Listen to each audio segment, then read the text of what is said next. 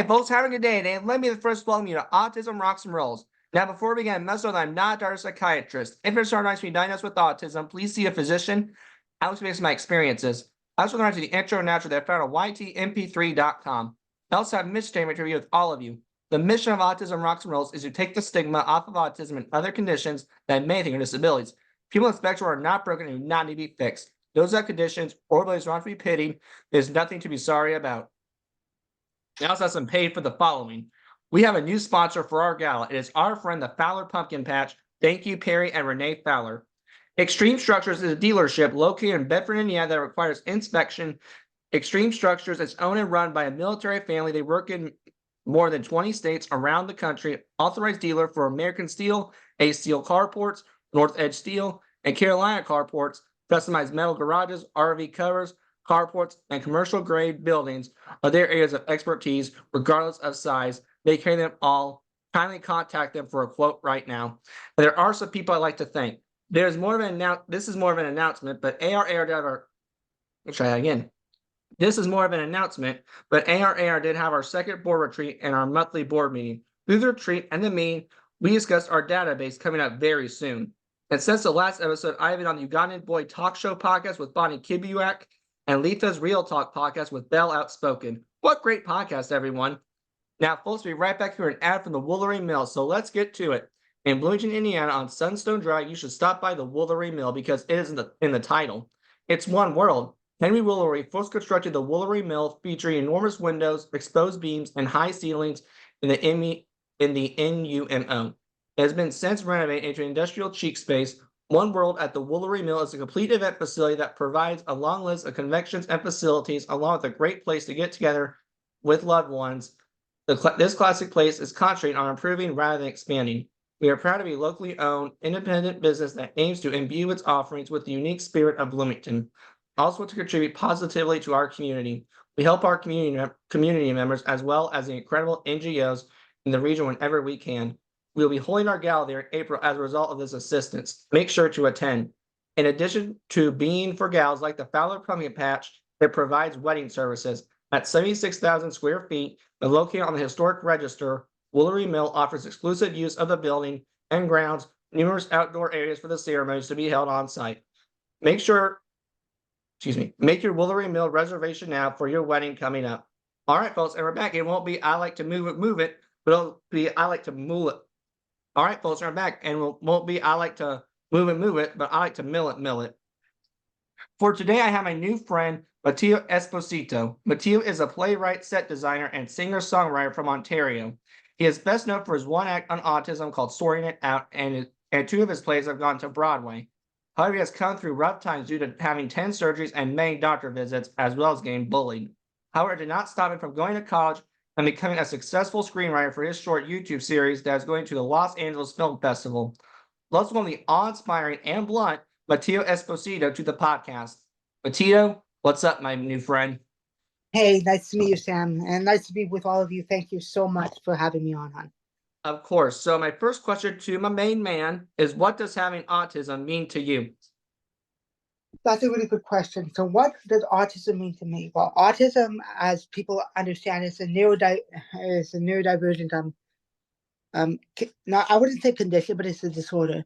People say, oh, it's a condition. I hate the word condition. It's a disorder. People should be educated on, but of course, as the famous saying goes, you can beat a horse to water, but you cannot make them drink it.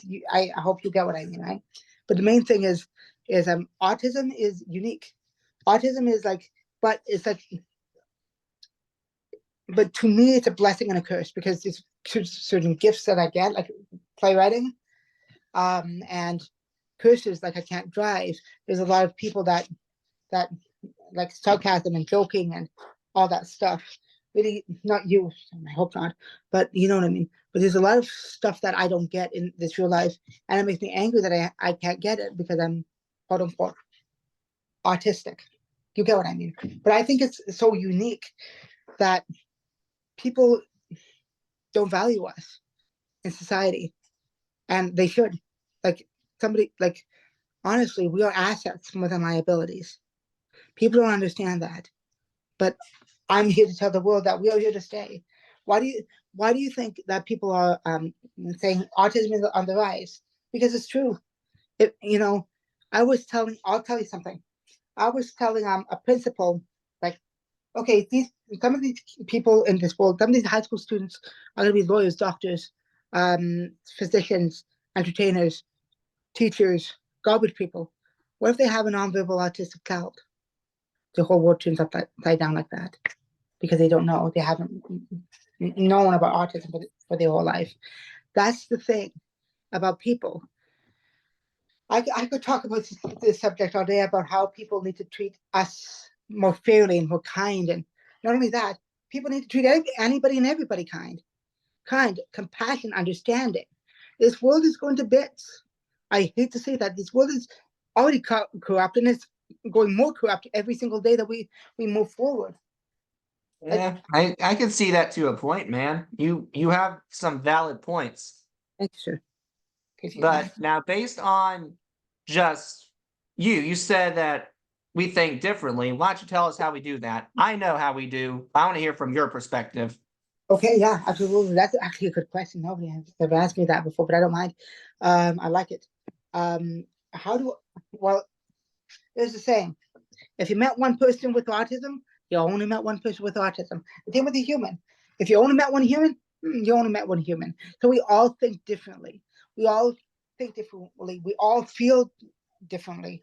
Like some people like smooth, some people like soft. I love smooth and soft. Some people like rough and hard. Most autistic people don't. That's sensory integration.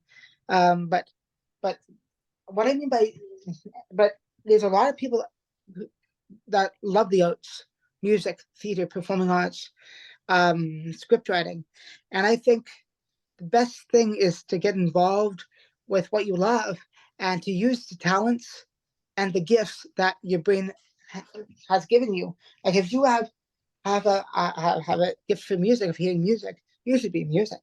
If you have a gift for telling stories, you should be telling stories.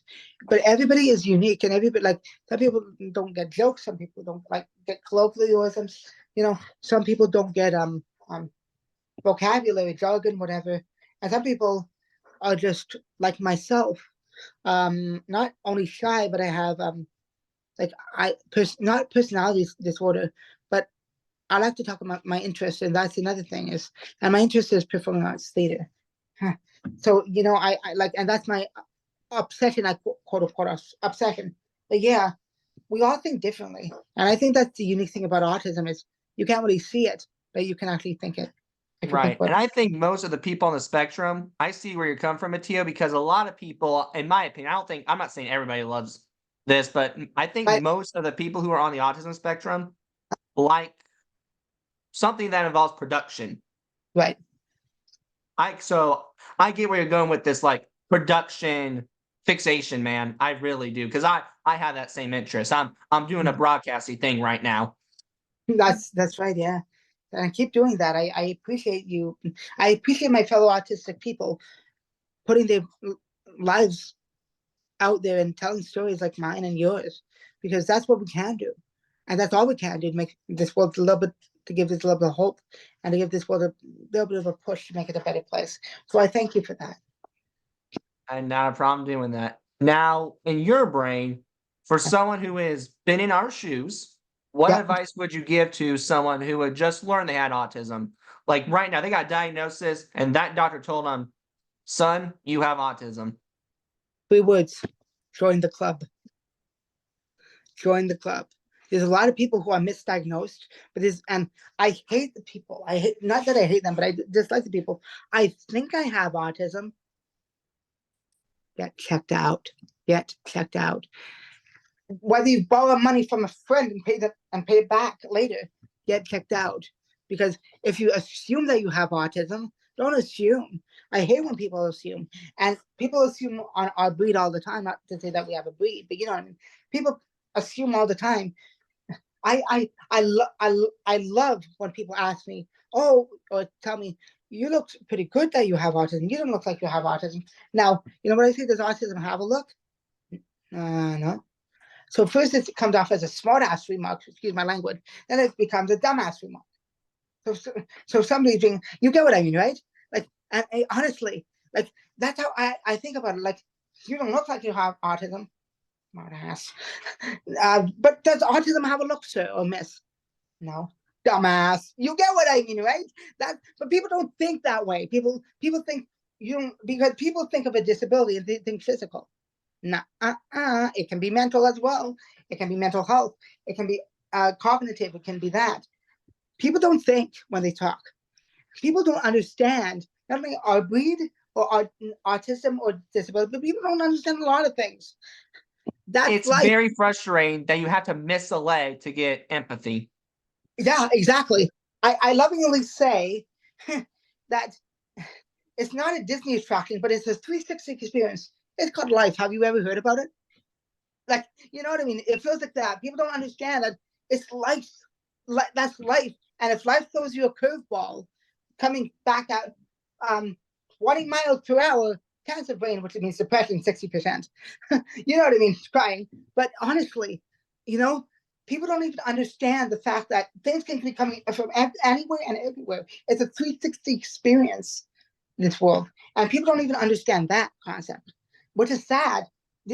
And what I'm trying to get at is, you know, when an unknown curveball comes in, which will make you very uncomfortable, kind of take the risk because it might pay off. We were talking about that before, so I would love Yeah, to I get into remember talking about that. right. Let me see where I did. Okay, cool. So Mhm. I want to know how you heard about me. I never got to ask you, like, how did you find me, my friend? Did you like just did I fall in your lap, or what the heck happened with that? Okay, that's a good question. Betsy, yeah, Betsy, I forget her name, but Betsy, You know, Betsy Wurzel. right? Oh my gosh, I love her. She is incredible. Oh, because I'm going to be on a podcast next week. Oh, that's awesome. Well, you tell her I give her a big howdy do. I will, Sam, absolutely. I will, I will. She's been lovely. She understands me just like you understand me. So she's like people, and that's another sad thing is people who are the same as you and me, like autistic, we understand each other. People who are quote unquote neurotypical or alien, if you know what I mean, they don't understand anything. They don't understand jack shit about us, which is sad. It's kind of sad to think like that, but it's true. They think that they understand, but when we show them this, oh, I never seen it like that. Of course you haven't. Of course you haven't, right?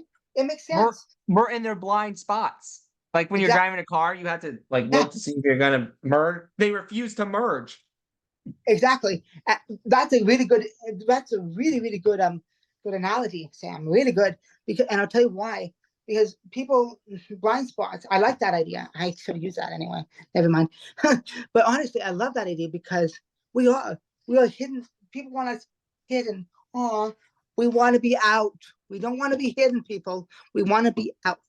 And that's why. And why do you think people like we exist, right? Last time I checked, I'm not an alien. I'm not a dog. And no offense, I'm not a cat. I'm a human being. And honest to God, and honestly, why can't I have the same life as everybody else? Think about that, right? No, it is sad that we miss things because of other people. Of course, Can I yeah. be honest? Why do you not think that right now we may not? People are assuming we may not get married. Are you kidding me? Well, yeah. Like, honestly, like people don't. Yeah, exactly. People assume all the time. People assume all the time, and I don't really like that. Like people think, like like people, you know, people have made fun of me for stemming through autistic things. People bullied me. I got the whole turnaround. Like doctors missed that. Doctors actually said, professional doctors said, um, we love Matteo, but we don't think he has autism. And you're the best doctor in Ontario that dealt with me. And just to say that, you're not the best doctor. You're the most idiotic doctor in Ontario. Just to say that, with all due respect. I hate when people assume like that. And doctors would. I hate when the doctors stamp. You can't do something, huh? I can't do what? I can't go to college. Try again. Try again. Yeah, Right. Well, yeah. you want to talk about assuming? Let's get into that a little bit. Why not? While we're talking about it, So Exactly. how do you think the world itself could be less of an assuming place and less of a judgmental place? Question. Listen. One word. Listen and learn. Listen, observe, and learn. Let me explain. Listening. We listen every day, but we so-called listen every day. But really, people don't listen. Another thing is people don't watch people's reactions when they joke or when they say something. It's called bullying, in my opinion. Let me explain. If you were to say a very sarcastic remark and I go like this and I don't even smile and you laugh, to me that's bullying. I could take that the wrong way. And people don't, and people are, that's not bullying. To me, it is, because you didn't recognize my feelings. And what do bullies do? They don't recognize people's feelings. They just keep on going. And that's a lot of, you get what I mean. And that's what a lot of people are going to hate me for saying that. I don't care. I tell the truth and nothing but the truth, including my work, my scripts, my plays, my screenwriting. Why would I lie to an audience? Why would I make the audience assume that our life is sunshine and rainbows, when it's actually a very sad and melancholy place, with all due respect? You know what I mean? Well, Why? we're talking about plays. Let's go into that. So, Oh, how do you create believable and compelling people along with creating interesting storylines? good question. It's a gift. 3 words. It's a gift. 4 words. It is a gift. It's a gift. I can't explain it. It's from what some people won't believe, but I have a very spiritual side with me. But to me, it's a gift to tell these stories, to get the ideas to tell these stories, because not many people can write a play about autism. Not many people can write a play at all, and not many people can put.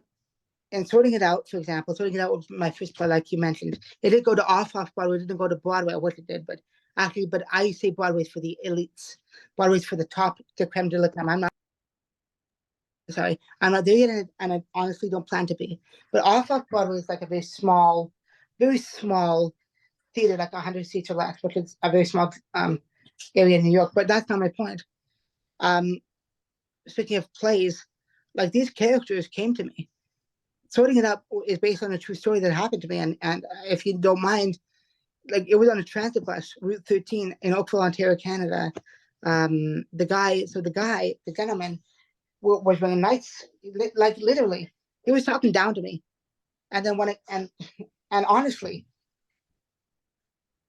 we get so much of that, and we like just because I mentioned community living Oakville, which is where all the special needs go. It's like a great spot for special needs that go in every city. You get what I mean, right? Just because I mentioned that doesn't mean you have to hate me for that. People should be intrigued, but they're not. People are more afraid of what they don't know than they what actually do know. And to me, that's sad. And that goes through all my plays. For example, Sorting It Out, which is the play that went to New York. I got 6 productions starting on 7th in a few months. So stay tuned for that. But yes, 6 productions already of this play all over North America. I'm super happy for it. I'm super proud of it. And I'll tell you why. The storyline and the message. It's not about the characters. It's not about the actors who play the characters. It's not about the design necessarily. It's about the message and who these characters are that makes the play, and the message that people can take home, as well as the program, of course. So, but honestly, the main message in the play is words matter. Treat others how you want to be treated. What goes around comes around for the people who believe in karma.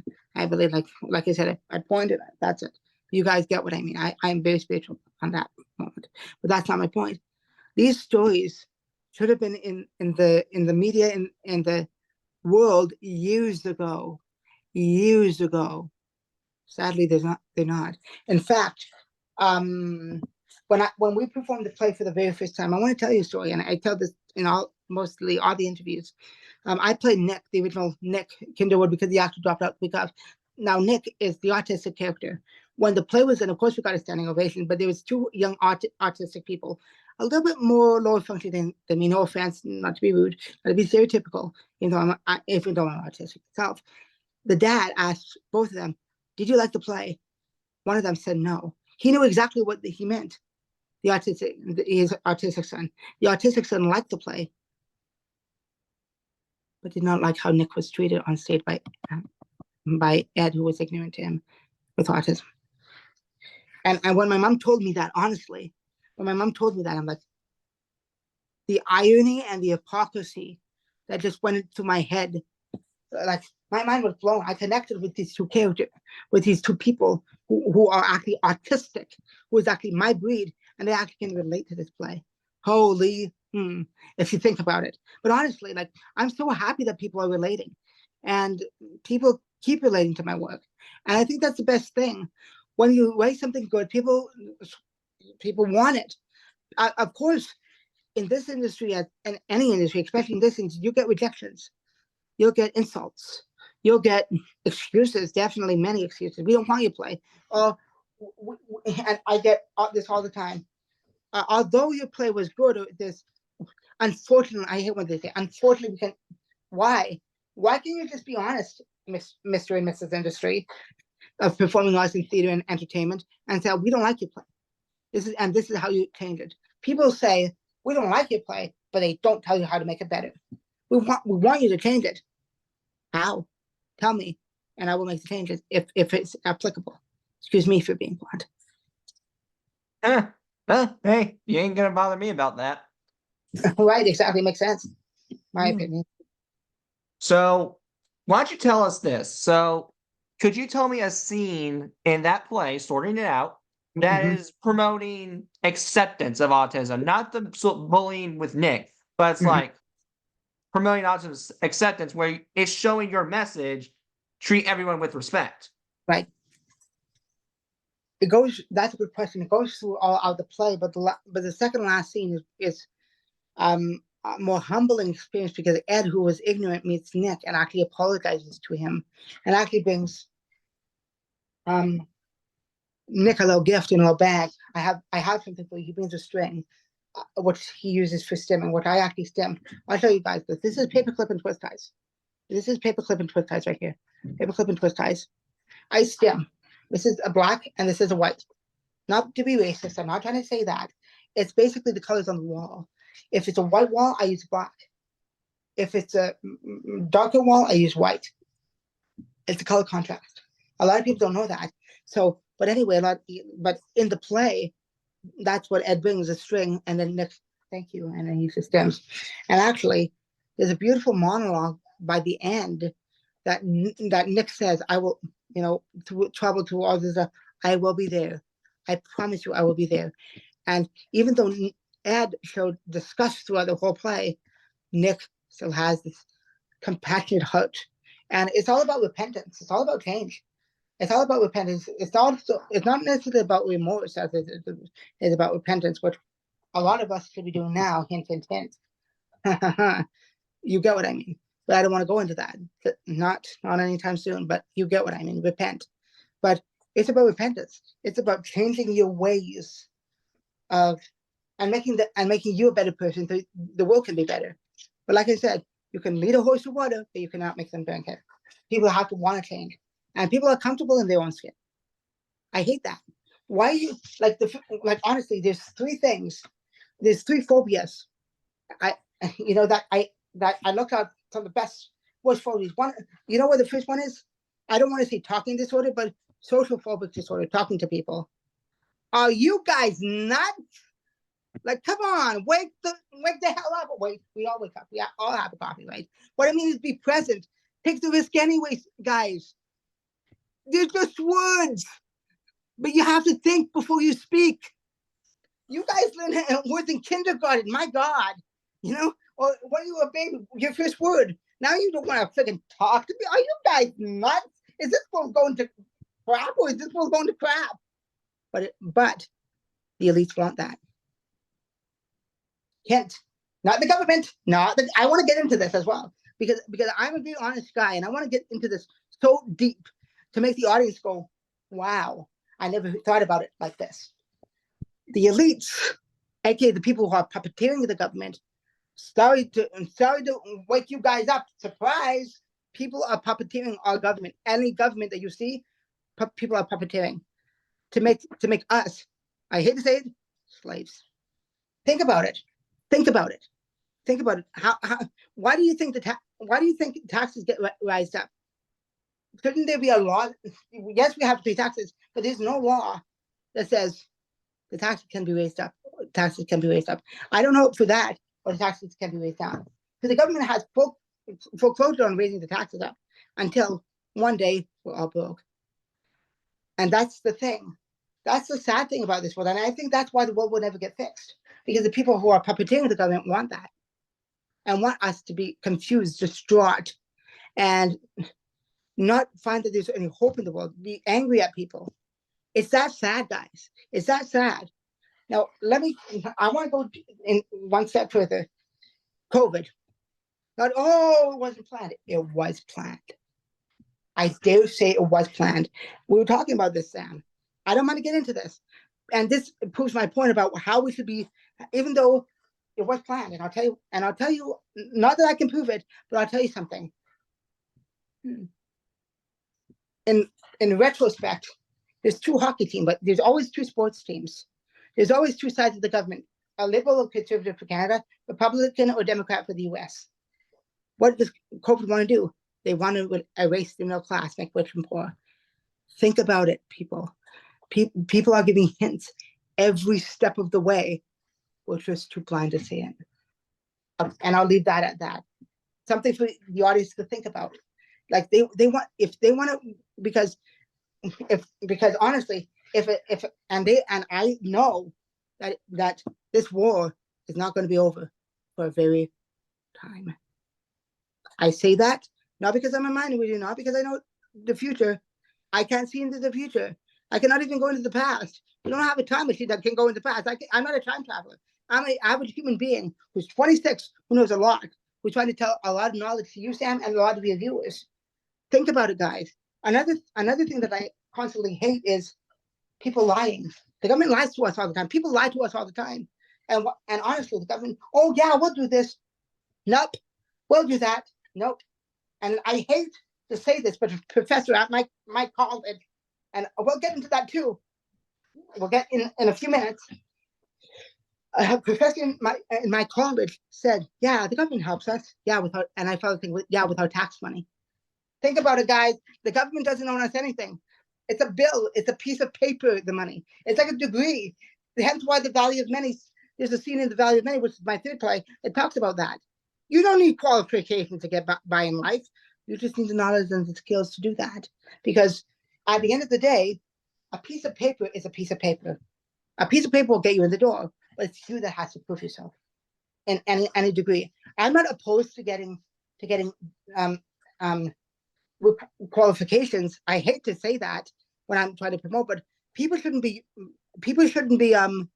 looking to get qualifications or as businesses. And I'll tell you why. People, it's okay to get qualifications, okay?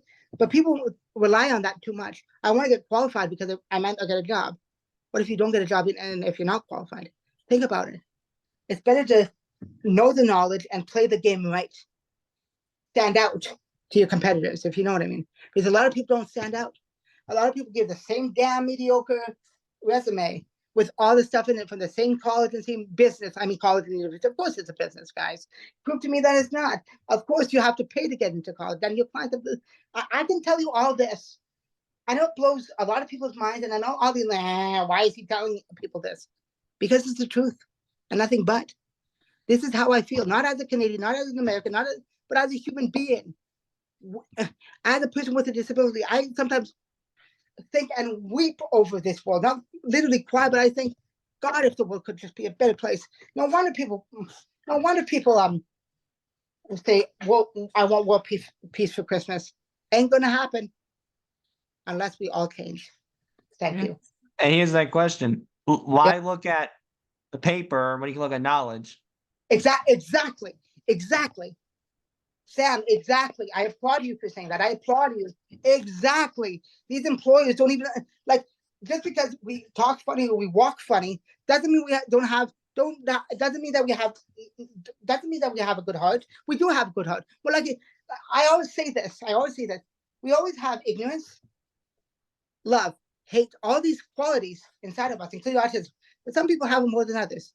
Think about that. Some people I don't want to say possessive, but some people bring it out more than others. It's true, guys. You know, people say, and people say it's taught.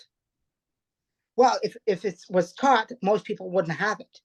Only a select few, in my opinion. But but if it was taught, only a person would have hate.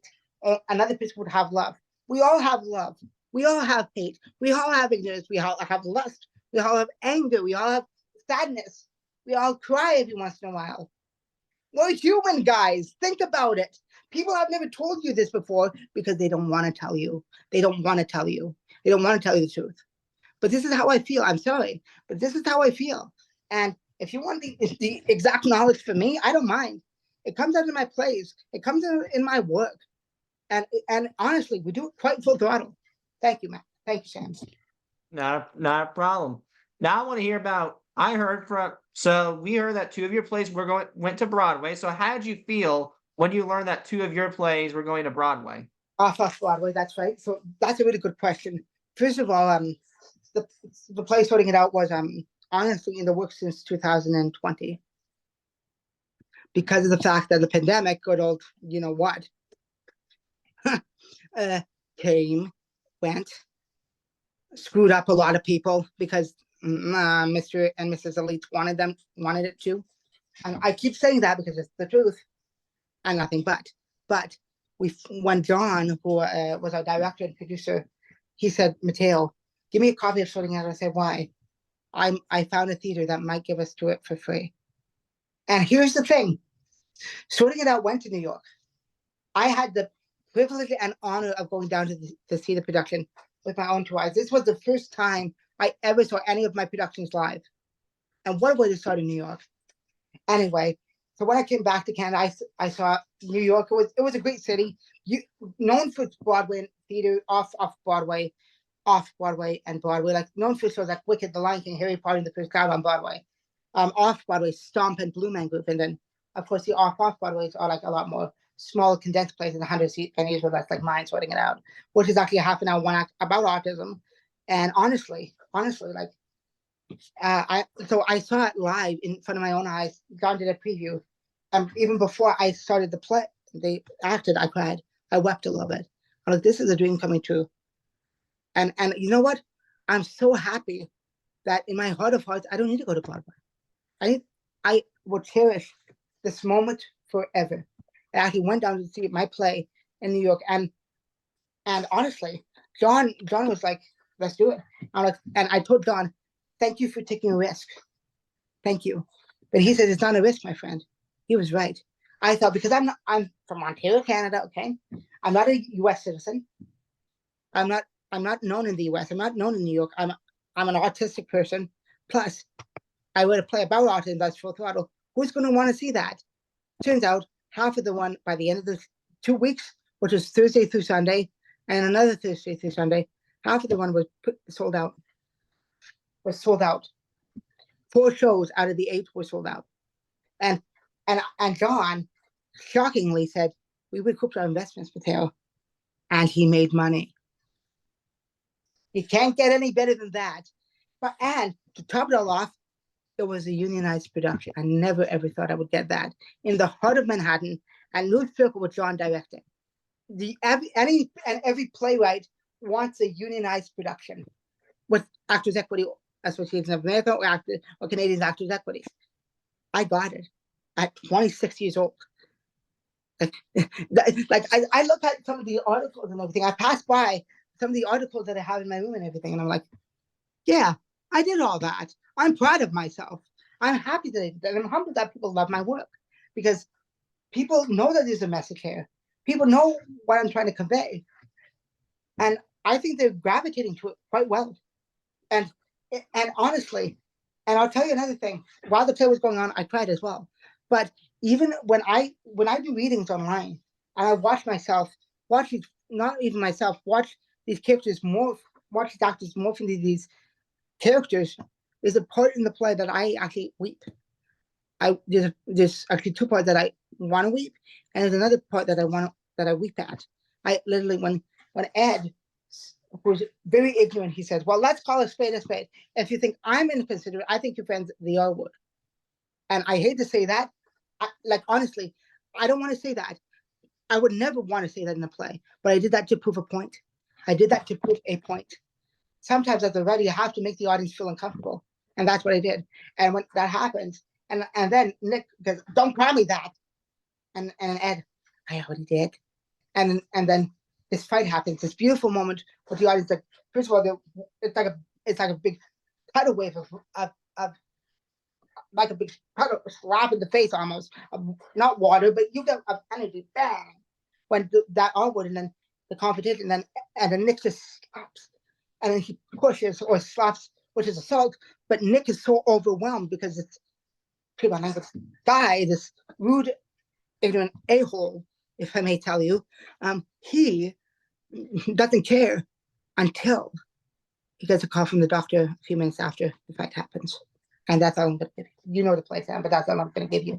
Honestly, honestly, I don't want to put any words, like I wouldn't put any swear words or any slur words or anything like that in my plays.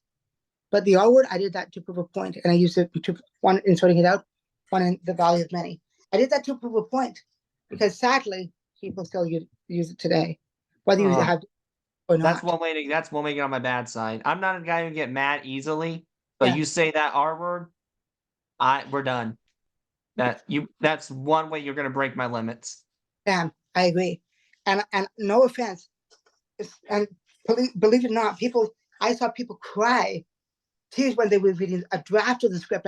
I went to this lady, here's the script. And she wept. I said, "I'm so sorry that she interrupted, she said, "Matteo, don't ever be sorry.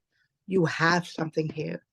Hence why I was sorting it out. By the way, another little hint to Tibbet is I sat at my kitchen table upstairs and I wrote the first draft. I was so angry that I actually left community living hopeful that day a little bit early. I said, Daddy, I still call him Daddy, no offense. Daddy, give me a piece of paper, give me a pencil, and I'm writing something down. And I wrote the first draft of sorting it out at the kitchen table 5 to 7 years ago, based on a true story that happened to me. Not based on a book, not based on a movie, not based on a soundtrack, based on my life. Not based on a historical event that happened, based on my life. And those are the best stories, right? Any ones that are biographies. I mean, let's look at some good movies in the past that have been about people who are famous. Have you seen the movie with Jesse Owens? I don't remember the name, unfortunately. No, I don't. I haven't. Like, I'm not a But big that's movie a good one. I'm not a big movie guy, but I'll tell you something. I saw Wonka a few weeks ago in the theater. That restored my faith in Hollywood. Hollywood and Broadway make revivals, make remakes, just to make one thing and one thing only. What is it? Money. Of course they want to make money. That's how they keep the ball rolling. The puts and butts and seats to make money. They don't really care about us, but every so often a great movie like Wonka comes out. And I saw Wonka. The guy was classy, kind. He was a young Wonka. He knew how to conduct himself. It was a beautiful movie. Amazing songs, amazing magic. There was even some whistling in there. I can do that. Well, I'll tell you that later. Even that, like, with the girl whistling to get Wonka's attention. It was well done, extremely well done. I told John Paul, who was with me, who I would love to talk to you about in the company, and a few other people that I adore, and I would love to talk to you about. But with John Paul and his brother, I turned to Jonathan, who is John Paul's younger stepbrother. I said, Jonathan, if this doesn't go to Broadway, or he's been workshopped for Broadway in 5 to 10 years, I don't know what will. That's how good the movie was. And I know that when the movie dies down, Wonka just will be on stage. I have that feeling, because it doesn't scream to stage, but it's fit for the stage. They have illusions. The sets were beautiful. The architecture of the tree when it came up, around the magic, the songs, the building. It was an extremely well done movie. And actually, I never been to a like. Usually, I love the live theater, but I hate to go to the cinema because I hate movies. But that actually makes me want to go to the cinema. I love it back again, which is a good thing, I think. So, some of the movies restore your faith. Some of the Broadway musicals restore your faith in theater. But honestly, what the theater is supposed to be doing is teaching. It has that teaching element of honestly, it has that teaching element of not really entertaining, but teaching. The best thing to do is live in front of an audience. You're there. The actors are there. The sets are there. It's beautiful. But even in a movie, it could be very powerful. But movies are 2D. 2D. Like right now, I love 3D stuff. Think about it. Oh, I can't do 3D. Not because I don't like the movie, it's just the glasses. The glasses drive me nuts. No, not 3D movies. 3D live theater. 3D theater. Like 3D performing arts. That's what I mean. Oh, okay. I get it now. But I'll tell you something. I don't like 3D movies either. It's a great invention since the telephone, okay? But honestly, aside from that, I think the best thing to do is you're in the room with the actors. You're in the room with scenery moving back and forth. Even if it's just properties like a table, a chair, a few mugs, and the actors are good and the story's good, it'll go off. Amazing. The audience can get it and will be in the palm of the playwright's hand and the palm of the play's hand. And I think when we performed it live in Oakville and even in New York, they were there. They were there. They were like the fly on the wall. And I remember somebody saying, Matteo, you're going to hear a pin drop in that theater when you play next. A pin drop? I lovingly joked that they wanted to see if we were going to make any live mistakes. But, like any screw ups, But honestly, clearly we did it. We didn't, and we actually had to delay the show. Not because of the actors, because of the audience coming in. We had in Oakville for a half an hour, 30-minute play, 129 people in an auditorium, a dignitary who is a government official and a critic. All of them adored the show. Right. So now I want to talk to you about. I've heard you've been through some surgeries. So I want to know which was the worst surgery you had to go through. The what? What was the worst that? surgery? Which was the worst surgery you had to go through? Yeah. Like I always say, thank you for asking about that. Nobody has ever asked me, but I don't mind to tell people. Yeah, I've been to 11 surgeries before today. My medical history is vast. I'll tell you something. Like, I hate to say it, but doctors want to help, but they really don't. And again, it's because they elites. Of course, it's because of the elites. But I'll tell you one thing: why wouldn't they make a drug or a medical pill that will cure it without any side effects? Think about it. Why would they not want us as people to be truly cured? Again, money. One with money. But anyway, aside from that, this is the stuff that people don't think about. I tell the truth and I tell exactly what is supposed to be said. But people don't want the truth out. And it's sad because people say, well, the truth is, that's because a lot of people haven't heard the truth before. They don't know what to believe. The media lies. Sorry. The music today, crap. Like, you want to listen to today's music and yip-de-doodly-doo around it with words with swearing, drug references, all that BS in it, and kids actually listen to it. It's hypnotic for the kids. The same thing with TV. It's there to distract, but when we have to pay our tax, exactly. It's there to distract us from what's really going on behind the scenes and what we actually want in life, which means we want to achieve this dream of bettering ourselves in any industry, right? But anyway, to answer your question, the surgeries, I've been through a lot.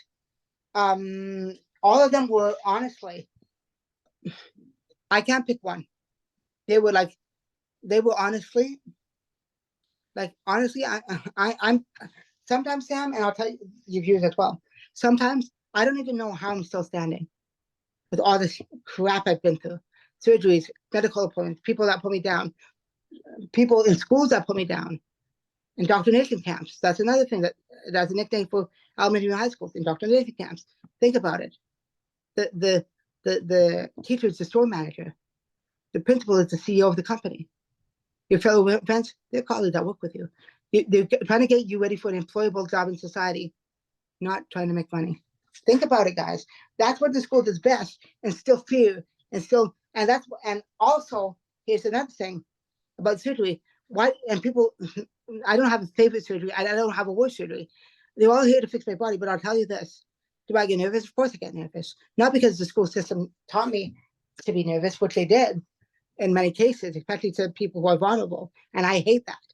They make people, if you even say one word, they could tell you to the principal's office. It's that stupid. And it's that sad. I've been in so many situations that about that, and it actually breaks my heart to see other special needs like mine get angry about it. I remember this one kid, one young man. Why did you do it? Why did you do it? Why did you do it? Banging the bus. Now I understand. He was frustrated of people who controlled him. School is about controlling an environment. School is not about freedom of creativity, freedom of who you want to be, freedom of, and you have to discover that yourself. And because school is great from kindergarten to grade 12, sadly, it erases a lot of the stuff that you would actually want to know, knowledge. You would actually want to know, be creative. Still, I'm blessed that I'm creative. I'm very blessed, very blessed. But another thing is, why am I not fearful? Because fear is an illusion. Hear me out. It's all in your head. You can't hold it. You can't touch it. Fear is all in your head. And failing, the same thing with failing. Failing, first attempt in learning, FAIL. First attempt in learning. That's what the acronym for fail means. A lot of people don't know that. Some of my colleagues at school are afraid to fail. They won't get in the industry then. In any industry, you have to take risks, but you have to be cautious on what risks you take. And I'll give you an example. Do people think that I wanted to go to New York? Not really, but I had to go to New York. Why? And it was a risk that I was willing to take. It paid off. It paid off. Think about it, like going to a different city in a different country with your work, a play that you wrote, and a little set design that you did, and people adored it. People loved it, and hence why it sold out, and we made money. $600. We made $600, and we recouped our investments. Like most plays off of Butter don't do that. I don't know why. Well, I think I know why, because they're not known yet. These are experimental works. But because sorting it out before it's in New York, it has 5 productions across North America. It was like a tried and true hit. That when we went to New York, I still was like, thank you for taking risks. I said, it's not a risk, my friend. I know people like it. John, and even me, I never thought that an audience would like my play, sorting it out, about autism, it's a redemption story, but it's about repentance. It's about treating others the way you want to be. It's about ignorance. It's about society. Who would want to see that in New York? Trust me, for sure that audiences wanted to see that in New York. I'm blown away, just as John, and probably the actors. And believe it or not, we oversold one of the shows. There was 46 people came. John, who was on the soundboard that night, he had to scramble to find a seat. That's rare enough off Broadway. I thank my lucky stars. Thank God for all the gifts that he gives me, and to tell these stories, whether people like it or not. These stories need to be told. It's about time, people. Anyway, go ahead, Sam. And you're fine. It's maybe John could sit on your lap, maybe, or maybe something like that. Yeah. Or maybe just sit. I'm just trying to be funny here. Maybe he could have sat in your lap or something. No, absolutely, of course. And I have because a lot of people write something and they don't want to get it out. You're right. You're funny, but you're right. A lot of people don't want to get it out. They just write, and they're afraid. They're afraid. They're afraid to fail if it doesn't work. What if it's a success? Do it anyway. Got it, people. I get it. I get it. Just get it, because if not, then I'm talking to the wall. No offense. I'm sorry, but you know what I mean, right? Yeah, I get where. Hey, you're a good guy. I think who's on the same link as you. Okay.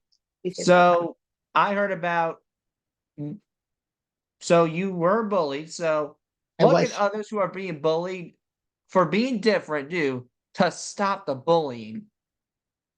How can we see that the bullies are the problem, not us? Well, again, it's society. Society, there's a line in sorting it out, and I hate to bring the elites in society and the government and all this stuff up, but it's the God honest truth.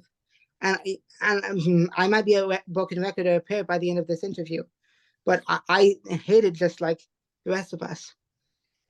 But I have to say, now you asked me a big question, and I'll ask you a question. It's rhetorical. It's a simple rhetorical question, and I don't even know the answer. Why would I have to create a play about treating people nicely when people should know how to treat people nicely?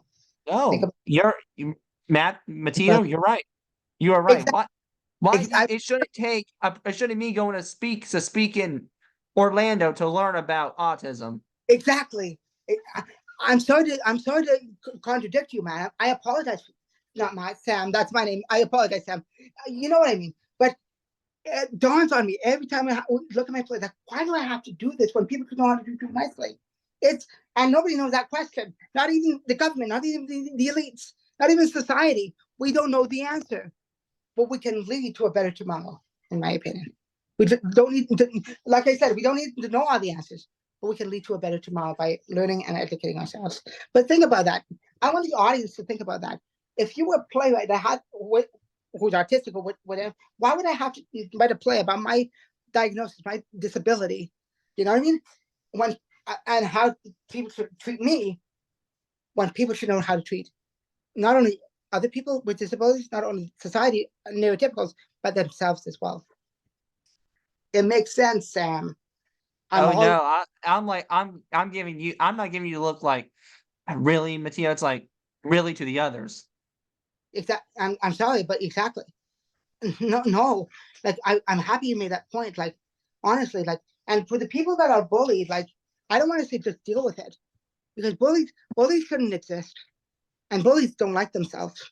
If you think about it, why do you think they bully others to feel the pride of themselves? Because they don't like themselves. But and I think that goes to society. Society doesn't like itself because we are segregated in different communities, like white supremacists, autism, disabilities, like we different categories. Why can't we all be one on this planet, one person? But we all have the same feelings, but we think differently. We all have different brains. We all influence different ways. But it's up to us as humans to make us take the good, take the bad, throw it out the window, and do something good with the bad. Like I said, I took sorting it out based on a true experience of mine.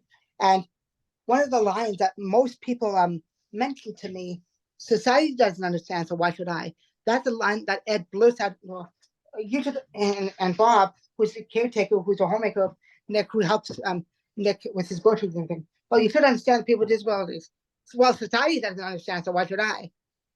And Bob said, so you just have a, so you just have so you just follow society, not have a mind of your own?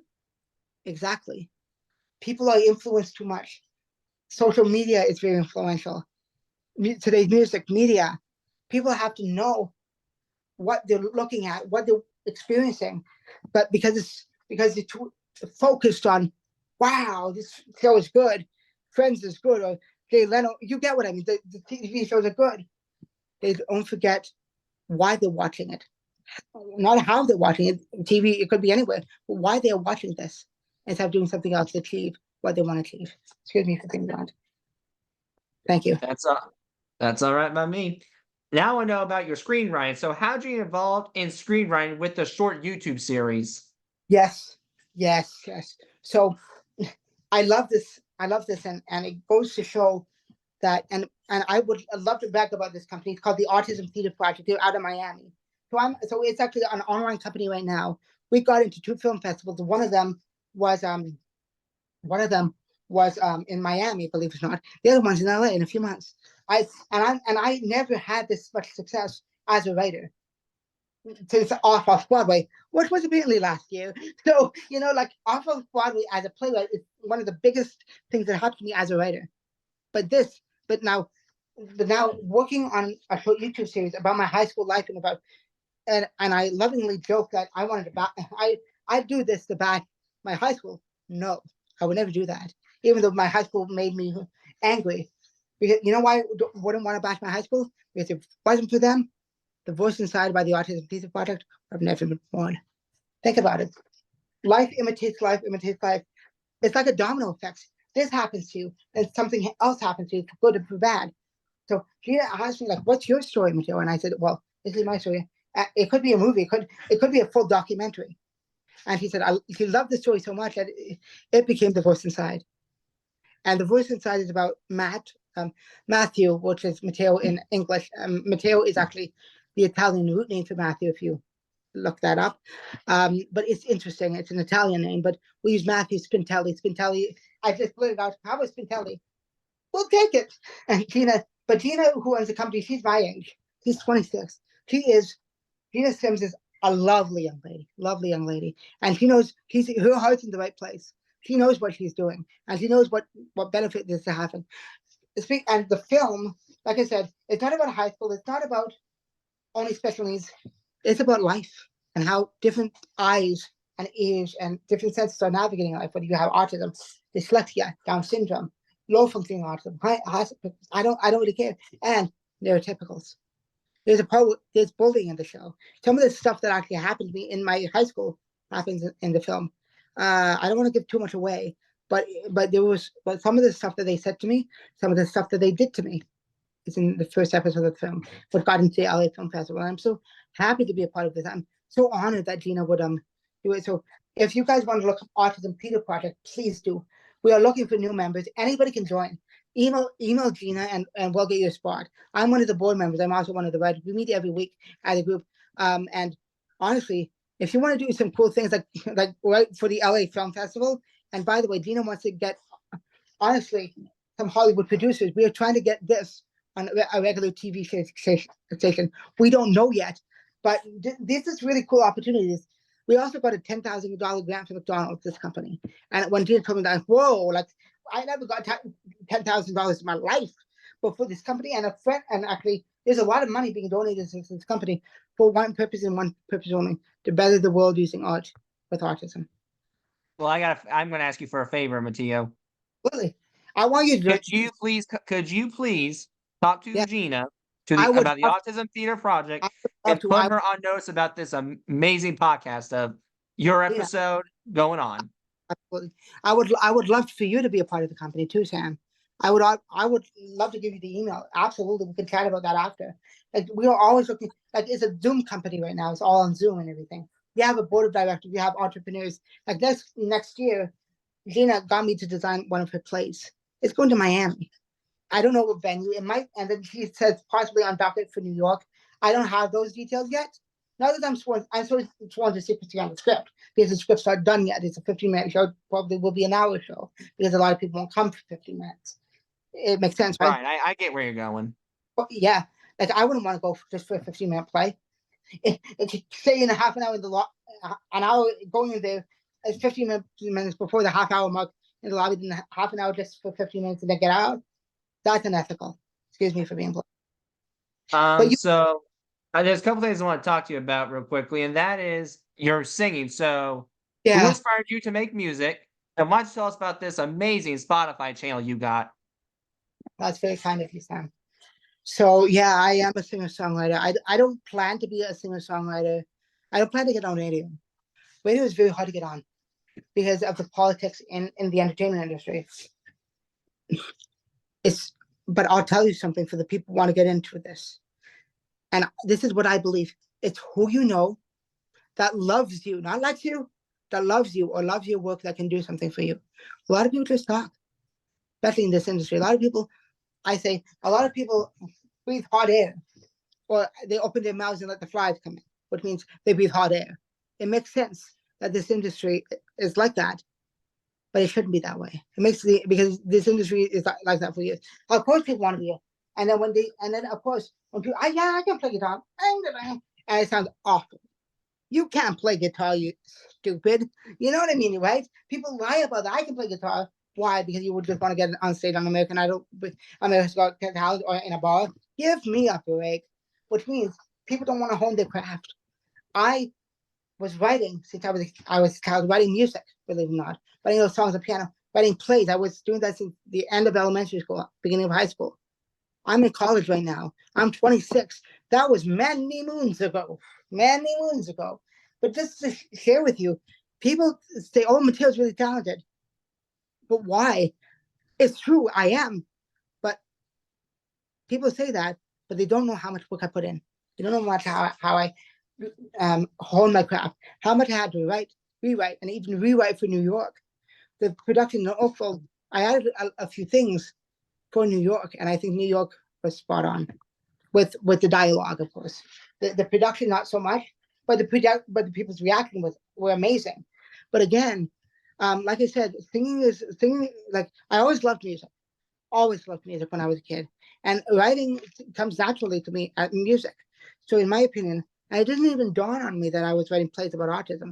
It didn't even dawn on me that I had autism until beginning of my high school when they plot me in special ed and say, "There's your future." They didn't even say you're going to go to college. Like I said, some of the stories that I experienced in my high school are in that film, are in that first episode and in the second episode. It's Right. that's how people don't want to put in the work just to hone their craft and make something out of themselves. Because again, people are too afraid, and they look at other stuff. Oh, that's too much, guys. Break it down. Step A, step B. Don't look at step A to Z.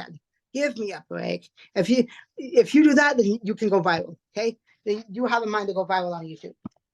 Yeah. You know, it makes sense that people don't. Right? People don't look at the steps, and you cannot get viral like that unless you have a really cool video, right? Like viral would be awesome, but another thing is the viral things may not last, and you might not be as proud of it as much as if you worked hard with a product or a Let's look at script. great example, TikTok. No, I'm not even kidding you. Yeah, I agree. A lot of people post, I hate to say it, but crap on TikTok. I love TikTok for what it is. It's a great piece of technology, but people don't know how to use it properly. I'll give you that much. As well as YouTube, Facebook, all Instagram, all these things. And the comments that I hear and I read, people love to argue on the internet. People love to make a fake name. And they love to argue. I hate that. What, like I said, why can't we just be one? Why can't we just love, laugh, be polite? Somebody said, this is the internet. So what? Be polite. Be polite. Be nice. Not because I'm Canadian, I'm telling you this. We are known for being polite. I'm not saying that. But I'm not trying to say be polite. I'm saying to love. LOVE. Got that? Love. Unconditionally.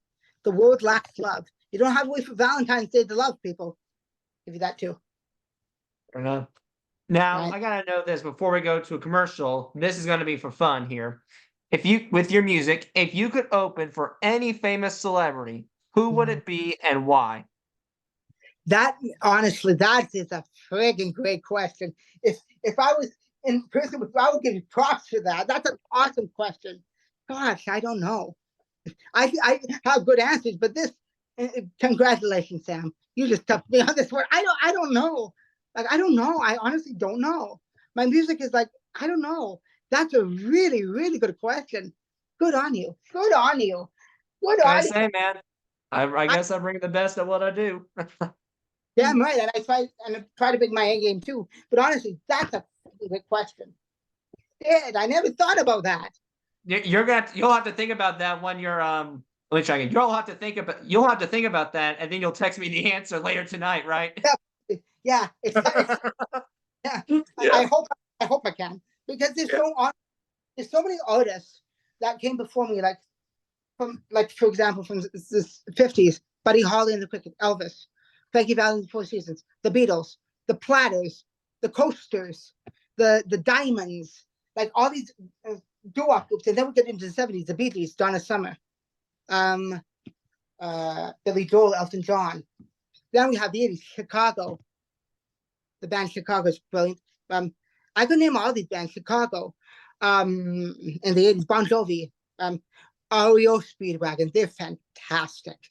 And I'm talking about the decades of music and how music hasn't skipped a generation. I remember my music teacher said in the thing, imagine a world without music. We can't. Not even without a stop or a beat. Talking is like what is rap? Poetry with a beat. That's talking. Think about it, guys. No, it's actually reminds me of what my creative writing teacher said. If you get rid of the work, the music of the songs, it's just a Mhm. poem. Exactly. A poem with a musical tone. Exactly. And people don't even think about that. People just think, oh, this is a great song. But is it? People don't know how to differentiate a great song with a great song these days. It's like a great play. It's like a great film. People just want to be entertained. People just want to be entertained. And that's the sad thing. There's more to in life than just to entertain. Go ahead, Sam. Sorry. You're good.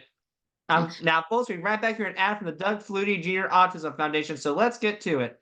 At the Doug Flutie Autism Foundation, Massachusetts, people are receiving hope. The organization was established in 1998 by Doug Flutie, a former quarterback for Boston College and the NFL, and his wife Lori, in the memory of their son Dougie, who was diagnosed with the autism at the age of 3. The goal of the Flutie Foundation is to improve the quality of life for those with autism and their families. The biggest action they like to do is give grants and host their annual Stars on the Spectrum golf event. Our goal is to offer chances for physical and social activity outside of school or work, a path for education or employment during the day, and the resources needed to always feel safe, supported, and informed, the Doug Flutie Jr. Autism Foundation said. Make sure to visit them or their website, www.flutiefoundation.org, or follow them on Facebook, Instagram, Twitter, or even YouTube to see all the stars they had to offer.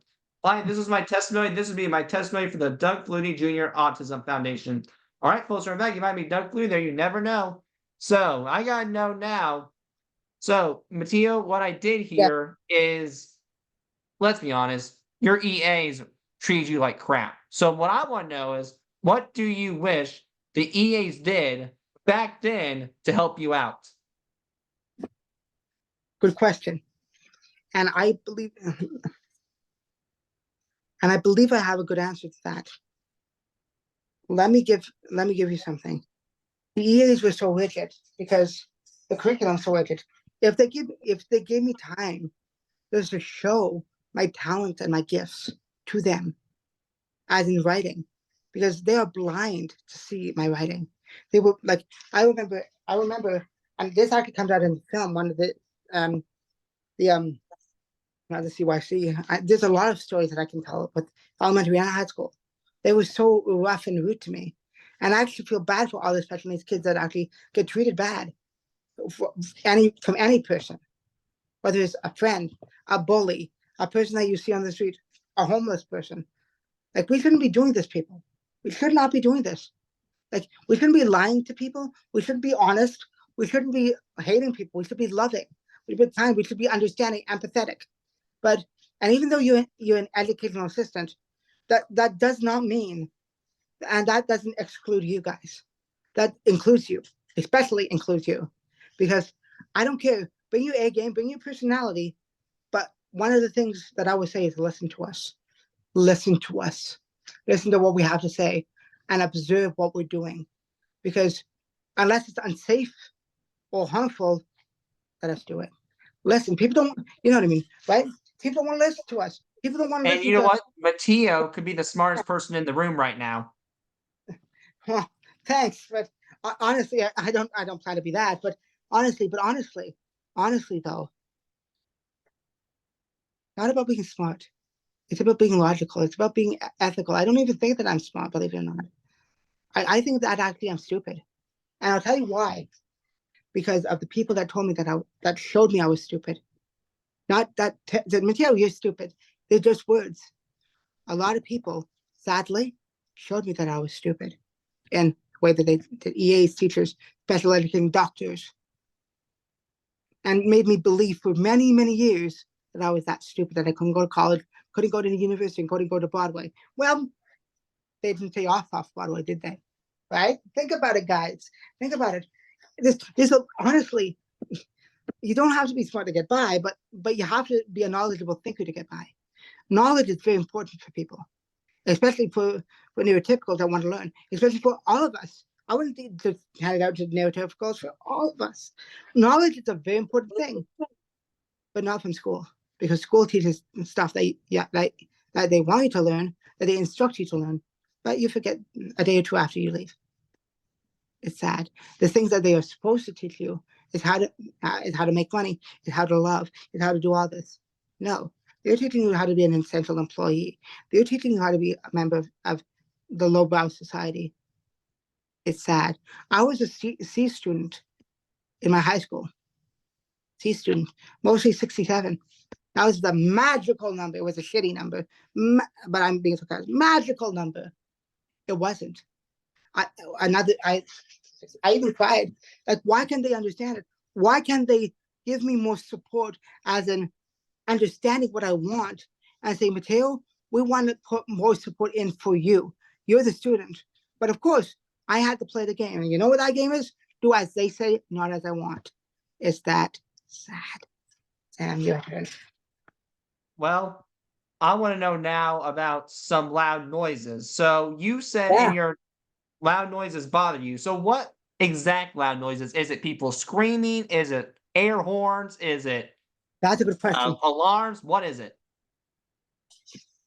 If I don't know what's coming, like if there's a fire alarm and if there's a fire and beep, beep, beep, beep, and it goes off, and I don't know that there's a fire alarm, I'm gonna be so damn scared. Like, what? Oh yeah, it's a fire. I'm gonna be sure for like, oh yeah, it's a fire alarm. People should know when you're dealing with an spectrum person, especially a person with autism, that people should know that treat them normally, but learn what they like and dislike. Learn if they can't take a joke. Learn that they are sensitive to loud noises. Be aware of that, because then, in their heart of hearts and in their mind, they will thank you. They might not say it out loud because they might be nonverbal, but I know that they're going to give you a look and just a general smile saying thank you. Because, but yeah, loud noises bothered me when I was a kid. I hated stuff that was rough and prickly. I hate stuff like that. I love things that are soft and smooth, and I think that's great. I think honestly, Sam, in my personal opinion, I think that's great because of the fact that, you know, I'll tell you something. Do I want to have all this stuff? No, of course not. Do I want to go like this and have people imitate me and people stare at me, talk through their head? Huh? What are you doing? Do I want that? No.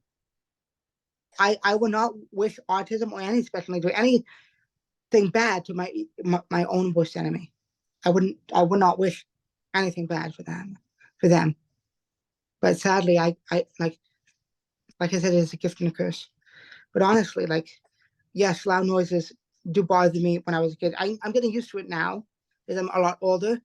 Like, it's okay. Like sometimes in carpentry, for example, I'm in technical theater school and probably have bandsaw, like a big and some people say noise, and then they would and then they would do the machine. So they are preparing, and I would say thank you, so and so, thank you. Or if I don't know the name, thank you. That's good. But if I hate surprises, like I hate when somebody comes around, boo, or jump scares. I freaking hate that. Pranks Oh, like that. game style is the worst for me too. If Pranks, someone goes boo, it's like, really? And I'm a guy who likes to do it, so I gotta get used to getting it back. well, honestly, you know, I honestly hate people that do it. And And hey, for future note, I'll remember not to do that to you. well, thank you. I appreciate that. But honestly, I appreciate it. That's actually very kind. But honestly, people people just sad that people just do stupid things like that just for views and money, just to keep going with dumb content. I see all this stuff on YouTube and all this stuff. It's sad where the world's going. It truly breaks my heart. It sometimes makes me almost shed tears of pain, tears of agony. I wish I could do something like that just to change, but I can't. I'm immortal on this planet, right? And I think that people forget that if everybody bands together, we can stop this crisis. But people are afraid. Why? Yeah, like I told you, because they go to school. Schools are indoctrination camps. I can't. And then when you go into elementary, that's elementary and high school. And what do they always say? Go to college, go to university.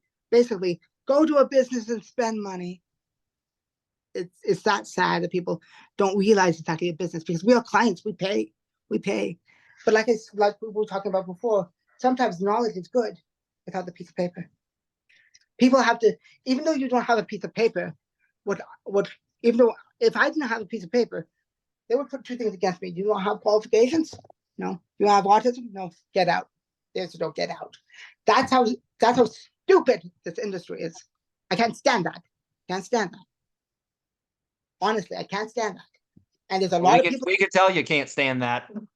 I'm glad. Honestly, I can be much worse now. I can be much worse than this now. But honestly though, Sam, and honestly for the viewers, why are people so rigid just to give people a chance? whether it's in the local community, whether it's like, that's what the value of many is all about. The value of many is all about giving people chances, making mistakes, again, being remorseful, being reminiscent of the past, saying, I made a mistake.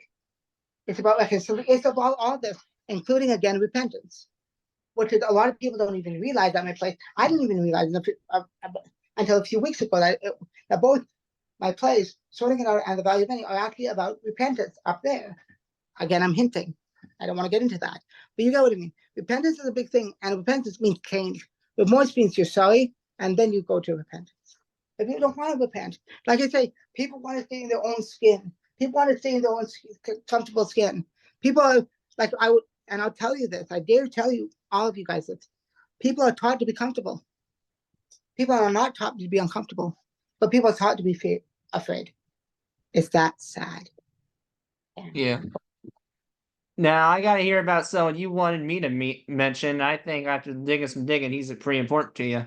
Actually, two people: Jeff Maine and the Jersey Boys. So my first is, what has Jeff Maine done for you, professionally and personally? And I heard about something about the Jersey Boys. Let's just say they paid the piper with the card. Yes, I agree on that. I always get emotional with this story, though, so bear with me, because it brings me back to a sense of not childhood, but a sense of wanting to go after your dream. Like in my opinion, why can't people understand reality is all in their head? Fear is all in your head, guys. It's all up here. You cannot touch it. You cannot feel it in person. See, I'm not touching fear. It's all up here. Why do you think they make scary movies? To make people more feared. Why do you think people say things that are creeped out to make people more feared? And you don't know what's the truth. You cannot even sometimes you cannot even trust yourself. But what I learned over the years is the battle between me and my career over the years. And I think Jeff Madden was a very important influence, extremely important. He's honestly, I'm getting emotional already. I'm sorry, but honestly, that's how much this man touched me. He touched me up here and up here. Honestly, like, it's like things like this do not happen. I'm blessed. Like honestly, he told me what Frankie Valli told him. Be confident. To be he used to say, but believe in yourself. If people will work hard, never give up, and believe in themselves, or another two words have confidence, the world would be a much better place. Much better. And I think that's what I learned. Though it was in the beginning of grade 7. I in August of 2008, 2009, around there. I was moving into a new school where, of course, my class bullied me. But the number one thing that happened with Jeff, he came to my school. I owed him a family. He played Frankie Valli for 6 nights a week. There was an alternate. If you saw the show, you know that there's a Frankie Valli alternate because of the voice, because of the acting, and because of the dancing. Especially because of the voice. Half of the songs are sung in falsetto. That's how Frankie Valli sang back in the day, which is a very high range. Low baritone to his singing falsetto. He was extremely talented. And oh God, I'm sorry, Sam. It just makes me want to weep because what he did. I'd weep with you if I could. Makes me feel any better. Thank you. But honestly, so what he did was, God, sorry. What he did was, he came to me out of his busy schedule, and he visited me in my classroom. And he took the time that he talked to the class for a good half an hour to an hour. And am I grateful? Damn right, I'm grateful. I think not even my lucky stars. I thank God for sending him. Like he must have been an angel. Honestly, it must have been an angel, and he still is. He's a fantastic, lovely man. And of course, Jersey Boys is the story of Frankie Valli, Bob Gaudio, Tommy DeVito, and Nick Massey. The Four Seasons, Frankie Valli, and the Four Seasons. First of all, amazing show. Jeff played the part of Frankie. He sang the high parts. If you see the show, And it's about, and I think the show is about dreams. People say it's about family. Yes, it is about family, but it's also about dreams. People, and honestly, I'm just so happy that he came. I want to dive into the story even a little bit more deeper because I think it's important for people to know that we need to inspire each other. We need to inspire people. We need to inspire people because we need to inspire people. We need to give the people the confidence to say, you can do it, pal. You can do it. Of course you can. And actually mean it anyway. And actually mean it because a lot of them, oh yeah, you can do it. Patronizing fucks out there. You get what I mean? There's a lot of them. But like I said, you don't know who you can trust. Jeff Madden, the thing about him was, of course he played Frankie, but God, that man is, and I say that that man is probably responsible for my career and what I do today. It's truly a special moment, and I will honestly cherish his whole story and the whole legacy of Jersey Boys. And honestly, like he even said, and this also gets me emotional. And I said, Jeff, why did you come to my school? He told me, I felt like it was the right thing to do. It I probably felt, was. It probably was the right thing to do. yeah, because why you know, I agree, probably was the right thing to do, because I was in grade 7, the grade 8 to 12. It was oh sorry, it was a battle to. I'm sorry, it's not you. It's just it just makes me move here and here. It honestly does. If people would only understand to achieve what they want to achieve and not be held back by limits.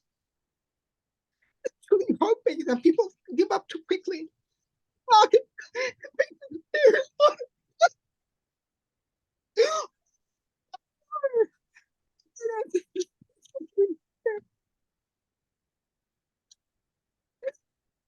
you, Sam.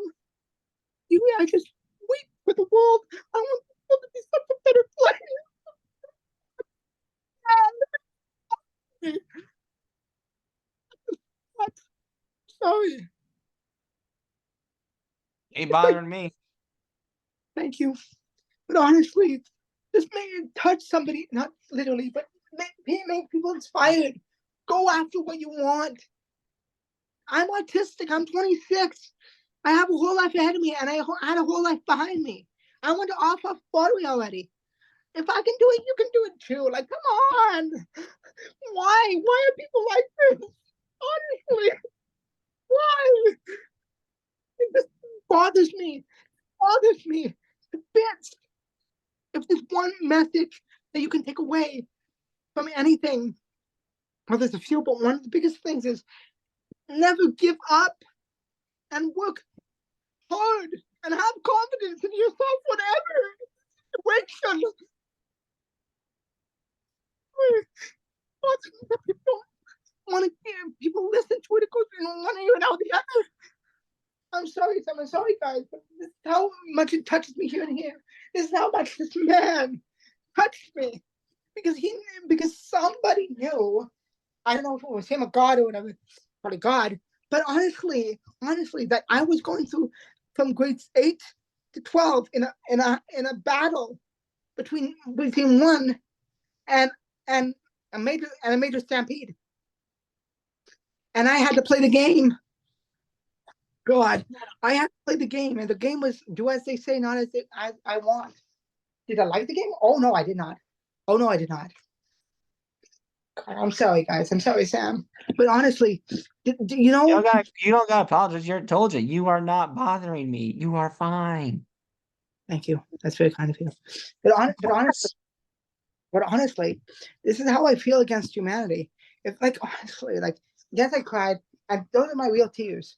I cry every time somebody mentions a subject, not because they mention it, because it gets me here and here. Like in my opinion, do something for somebody. Do something. Be kind to people. Love people. Help people, whether they have special needs or not. It makes me so angry and so sad that people don't. People, it's a me-centric society. Me. Come on, it's gonna be us. Oh, you get what I mean, right? It's stupid. It's stupid. It's unethical. It's deranged society. Honestly, I could say all the words in the book, but that won't help society to make it better. We as Yeah. humans have, you know what I mean, right? Yeah, we gotta bring this up too, because I know the time you ended up in the mental health unit. Yeah. Yeah. When did that happen, buddy? Yeah, wanting to commit suicide. I dare say that because of my last year of high school, I was ready to commit suicide because I always wanted to go to church and I always wanted to go to college, and they didn't let me do that since the day I walked out of that friggin' high school. This is the life that I led. This is the life that I had to bear. The crosses that I had to bear. I don't like it, absolutely not. But I learned a lot from it. I learned resilience. I learned grit. I learned to never give up. I learned to try to do my best. And I learned to work hard, never give up, and have confidence in myself. And honestly, people say when life throws you lemons, you make lemonade. You know what I say? When life throws you lemons, throw them out the window and achieve your dreams anyway. Thank you very much. Make a point. But Exactly. but hey, do you think? Can I ask you this then? Do you think lemonade could be? Let's try this again. Let me ask you that. Can't speak today. Let's try this again. Yes. I definitely see your point, but let me ask you this: do you think the lemonade could be a band-aid? What do you mean? Like, do you think like when you say like when life gives you lemons, you make lemonade, you say that take the lemons and throw them out the window. So I'm wondering, do you think the lemonade is a band-aid?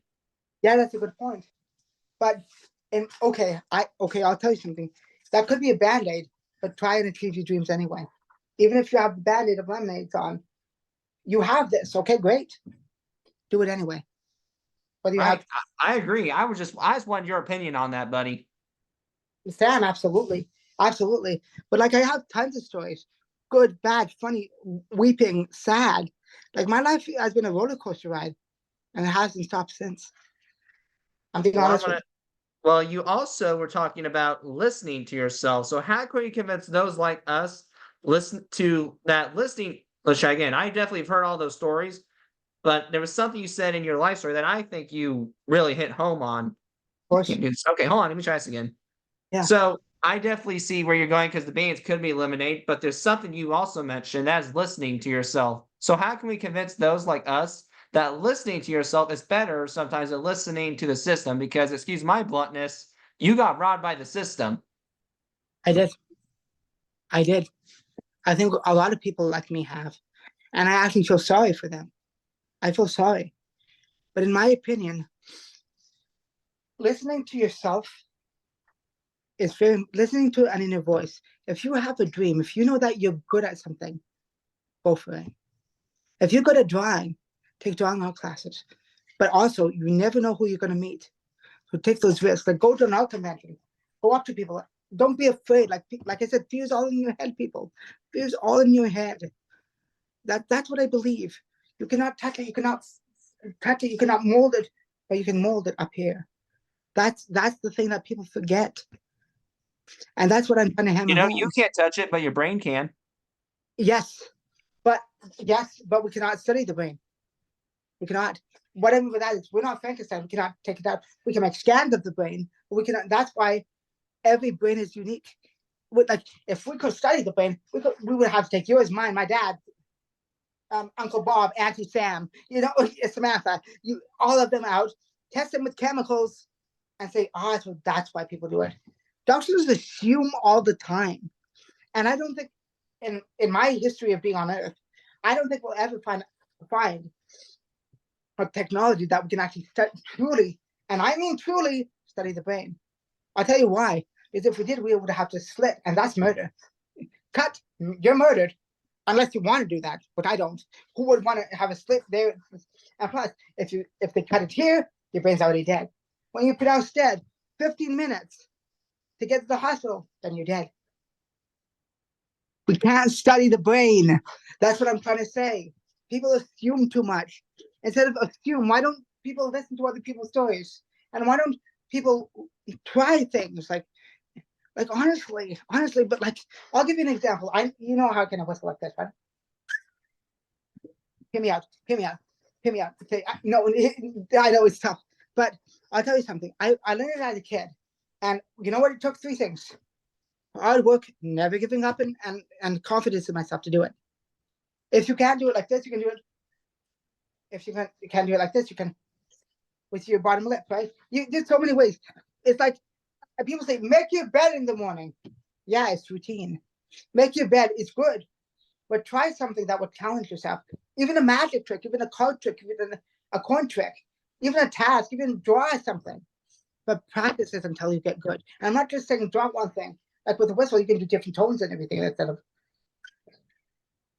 like you can do louder. It's right. It makes sense. But it's like it's it's the same thing. People and I love when people say, "Whoa, that's cool." I can't do it. Of course you can't.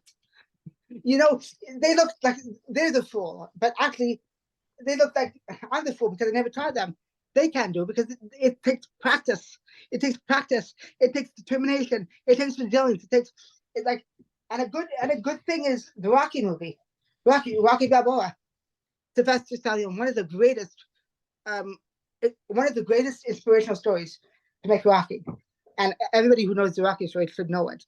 But I believe Sylvester Stallone had to sell his dog just to make the movie, and I believe he won his dog back.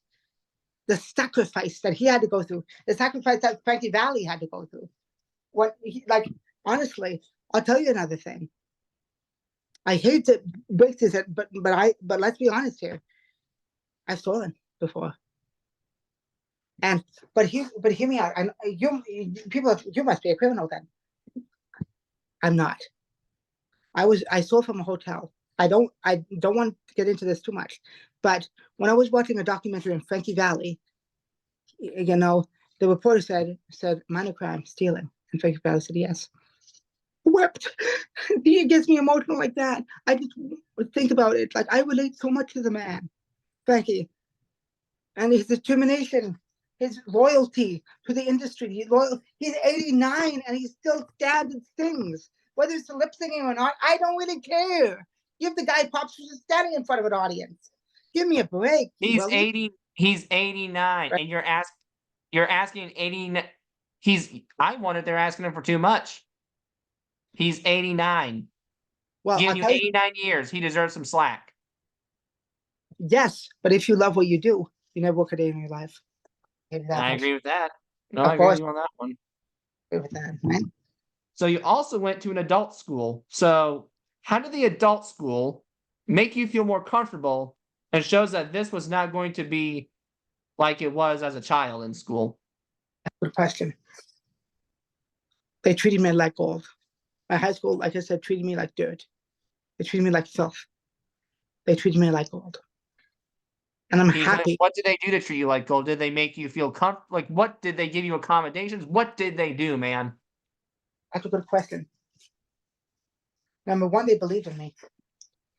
Number 2, they believed in me. Number 3, they believed in me. Number 4, they did provide me accommodations, but they believed in me. They said, you want to do this? Here are the steps to get there. And we will be with you right by your side. My high school was, you want to do that? Huh? Instead of, you want to do that? Okay, let's do it. I'll be by your side right there. I'll even give you extra support. Thank you. That's all I ask. I wish I could have been there because I would have been by your side, buddy. Thanks, Sam. Me too. Me too, my friend. Me too. Me too, my friend. All right. Now, folks, we'll be right back. We got one more ad. That'll be the Rock 96.1 radio station. So let's hear from them. We want to thank 96.1 The Quarry, especially David and Dan Hayes, for being a gold sponsor for our Summerfest. 96.1 resides in Bloomington, Indiana, and like Autism Rocks and Rolls, they rock and roll too. Visit their website, rock961fm.com. Listen to them live on their website or catch them on the radio in your car. If you like Kiss, Queen, 80s rock, or ZZ Top, I think you have found your station. 96.1 supports our veterans, so you should support them too. Visit 96.1 and keep on rocking. All right, folks, everybody go definitely rock out to this radio station. All right, so, Matteo, there's a certain podcast I heard about that you were on that I was on, the Unmute Your Mic. So I want to know, how'd you get to appear on the Unmute Your Mic podcast? That's a good question. So I mean, that was a great podcast as well. I've been on some amazing podcasts, and like another thing is go for it. Contact the people that you wish to contact. If they don't email you back, go to the next one. And that's what I do with all my connections. Like all the productions that I've got, I don't have an agent. I do not have an agent. An agent would put a book on a shelf. Excuse me. An agent would put a book on a shelf, wait 20 years and discover you later. That's one of the things that they'll do. Or they put you in a catalog. And people flip, sorting it out. Nah, but autism. It could, but it's really good. Nah, it's about autism. Right. I take it, I'm my own agent. And all the productions that I've got over the years, I've got New York, John. And it's basically me contacting people. Hi, do you want to read my play? This is what I do. Would you like to read my play? Most of the times they say no. Like I said, I get more rejections than yeses. But sometimes you would get a really fabulous yes, like New York or a US premiere or even a Canadian premiere. That I'm so grateful, and I will cherish the programs and the memories of the cast and the crew that worked with me on the show. And I think that's the best thing. People do not understand how hard it is to achieve even a little thing. But honestly, And it's should be told, when you're us, that's yeah, all we can ask for is a yes. We've been told no most of our life. All we exactly. want is That's one yes, and that's it. exactly. Give us a chance, will you? Not you, Sam, but you get what I mean. People don't want to give us a chance. But when they read a play like mine, so it's actually really good. I remember somebody said, "How did you do it?" I felt like saying, "Don't ask me how I did it, but remember how it made you feel." Why do we have to work to get a chance to a point? I mean, I get that we need I, jobs, but I why agree. do we have to like work 10? There are some days where I like working 10 times harder, but there are with also days where I hate working 10 times harder. everybody, but again, I think that goes for everybody. But especially the vulnerable beat somebody different, like with a different skin tone, a different accent, an immigrated from a different country, a person with a disability, the homeless. It's sad that a lot of people don't fit in this white supremacist category. You get what I mean, right? And get a regular normal job like everybody else. We want a friggin' chance. Even just a local job to work. Like, but another thing is the employers, and I hate, and it comes out in the value of money as well. I actually want to read you something. I have the value of money right here in book form. Please do. Do you mind, Sam? I want to point home, Read, okay? read, my friend. I want to hammer this point home, my friend. And I think it makes sense. Yeah, it makes sense. So the car scene is one of my favorite scenes in the whole show. And it's because of this line. So Dexter, who's an arrogant businessman, so let's paint the scene for you. Dexter and Larson, two businessmen. So Dexter is the owner of this business. Larson is the business associate. Both of them are in a car together. It's pouring rain, no autistic people around. It's just them in the car, and the audience is looking at them as if they were flies on the wall. It's brilliant. As if they were raindrops in the audience. You don't get what I mean. They were like peeking into the story, and so basically, and they're arguing about Larson wants Dexter to hire special needs people, and then Dexter says, Larson, in my company, it's about how we can make people how we can make people make their businesses grow, and of course, always make money. Hiring these people will bring our company down and crush it. And Larson says, well, first things first, money isn't everything. And Dexter interrupting, money is everything. I mean, how am I supposed to pay my bills without working? Larson smartly says, I guess people with special needs are asking themselves the same question. That makes you think, right? Of course we are. We don't need to tell you we're thinking the same as you. Just to say with just so you can understand that we're thinking the same as the neurotypical. Come on, people, wake the fuck up. I'm sorry. You get what I mean. That's my mom's favorite line. That's my favorite scene in the play because there's so much honesty. There's so much honesty in this play, in all of my plays, including Moonchild, which is an adaptation from G. Brian Ben's, and I'll tell you the story about that. So I adapted a poem. It was a 2-minute autism YouTube poem, and I decided to be gutsy and contact this guy in the comments, like I always do. Like, hi, my name is Matteo. Here's the nice Matteo.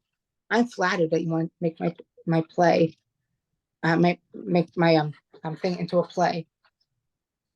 Here's my website. Email me and we'll set up a phone call. We did. And he gave me the rights like that. He was such a nice man, Brian. And we connect up. He's a very inspirational guy, TEDx speaker, New York Times bestselling author, D. Brian Benson. And he gave me the rights like that. And I even mailed to him a copy of Moonchild, and I signed it for him just to say thank you. And it's actually a beautiful piece. And it actually got an award in Massachusetts of honorable mention. In a reading contest. I never seen that play live. I never seen any of my plays live except Sorting It Out in New York. That's all. So my goal, sorry to interrupt Sam, is to have more people read my plays, discover my work by using these podcasts and using these platforms and saying there could be a voice in you, Matteo, that people have never heard. People are curious about our breed. People are curious about the people that they don't know about. They just don't know how to approach it. Two things. Have you ever considered doing a TED Talk? Because you have some views that need to be told. I would love to, but I don't know how to get started. I don't know how to get in. And another thing is, I don't mind to talk to high school students and everything. I would love to be an inspirational speaker. If anybody is listening here, Sam, I would love to you to put my email on the bottom of this podcast. They can contact me for a free script. They are royalties because of certain obligations, of course. But I would love to have more productions, especially in schools, because I think my plays are so educational. Like Moonchild is about working hard, never giving up, believing in yourself.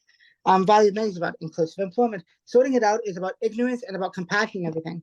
Yes, my plays have two of my plays have the I word, and two of my plays have and Sorting It Out is actually very full throttle, like a freight train, like we talked about. But it's honest, it's true, and people need to hear these stories coming from an authentic voice.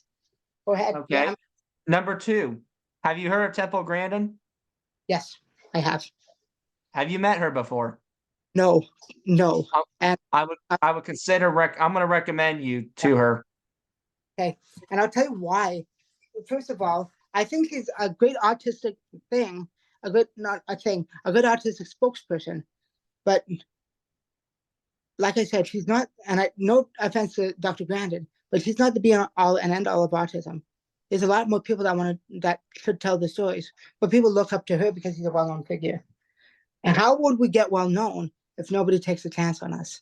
Think about that. Yeah. Well, someone's taking a chance on you right now. You're included on that. And I honestly, like I said, I would love to connect with filmmakers, theater people. I want to be a set designer in theater. And it's sad to say this, but I have to go to university to do that. Another business. Sadly, I have to get the creme de la creme of a piece of paper just so I can walk in the door and say I'm qualified. Yeah. It is frustrating. It is frustrating. And I hope people don't argue or comment, oh, why would you say that? Because it's the truth, God darn it. It's the truth and nothing but the truth. People have to understand that, yes, I'm funny. I joke a lot, whatever, but I'm also very blunt and I'm also very honest. I'm very honest and I'm very passionate about the things that I talk about, as you can tell. And I won't go down without a fight. I've been a fight with all my life and I'm ready to fight for more. Just give me the chance. I'll have to say. Thank you. You're welcome. Well, hey, we got some more questions. We're going to wrap her up here, but these are for fun. So, Matteo, what is your paradise meal or favorite food, and why is it your favorite? Oh, God. Another good question. God, okay. I'll tell you. I love to eat. I'm Italian, so I love to eat. That's right here, brother. I love to eat. I'm Italian. Not that I'm a big guy, whatever. Weight doesn't matter, in my opinion. It's what's inside that matters anyway. What's inside here and what's inside here. The look doesn't matter. But people think that, oh, I want this. Really? Anyway, back to the food. You get what I mean. Back to the food. I love sweets. I love chocolate. Cheesecake. Cheesecake, cakes, cookies, juice. God, I could eat a whole buffet of sweets, but they have to be good. You know what I mean? Like, Portuguese custard tarts. That's another delicious Italian cannoli. God, there's so much. Like, it's like picking a favorite song. There's so much that, like, oh yeah, but then there's that. Oh yeah, then, there's so much. But like I love Italian food. I love any kind of food, but a good, but it has to be a good meal. I love a good quality, delicious meal. All right, But I'll remember that. Now, what well, has been your favorite vacation that you have ever taken, and why did you enjoy that vacation very much? well, I'll tell you something. I don't really like to travel Okay. because but no. But New York. I'll say New York I've because I got to experience my plays, and I like like I said, like I'll tell you, and I'll tell you. But I don't really like to travel. But New York, and I'll tell you why. It's one thing to see a Broadway show. There's another one to be part of the theater scene in New York. Whether you're from Canada, U.S., Britain, Australia, England, New Zealand, Italy, Japan, doesn't matter. It's the honor to be a part of that season, to be in that season of shows, and to be in that realm of you played in New York with an equity cast and a play for 2 weeks. Like honestly, when I think back, yeah, I did that. It's over and done with, but I did that. I'm so happy. I'm so proud of myself, and I'm actually humbled and happy that actually people love my work in New York. Honestly, I never thought that full shows it will sell out. We oversold one. Like I said, we had 26 people come, 25 seats. John has his raffle first seat. Off of Broadway never has that happen. But that's a good story to tell. I have tons of that. But honestly, like New York, I would say, and I got to see Wicked on Broadway, and I got to see Wicked in Toronto at the Princess Royal Stage twice. And it's a great show if you haven't seen it. Great design, especially like when you walk in the theater, you see a big dragon looming, and this beautiful set in New York. And actually, on tour, the dragon comes with the show. It's a separate dragon. It's like they prop it in tractor trailers and take it carry. I believe Wicked has 14 tractor trailers just to carry the Broadway musical across North America. Costumes, lighting, sets, automation, props, everything, effects, illusions, everything. The dragon's preceding as well. And then I believe another truck for merchandise, like programs and T-shirts and all that. It's a mammoth. Like I believe Lion King had, I think 21 when it started on the road. Lion King the musical started with 21. I believe now they have 18.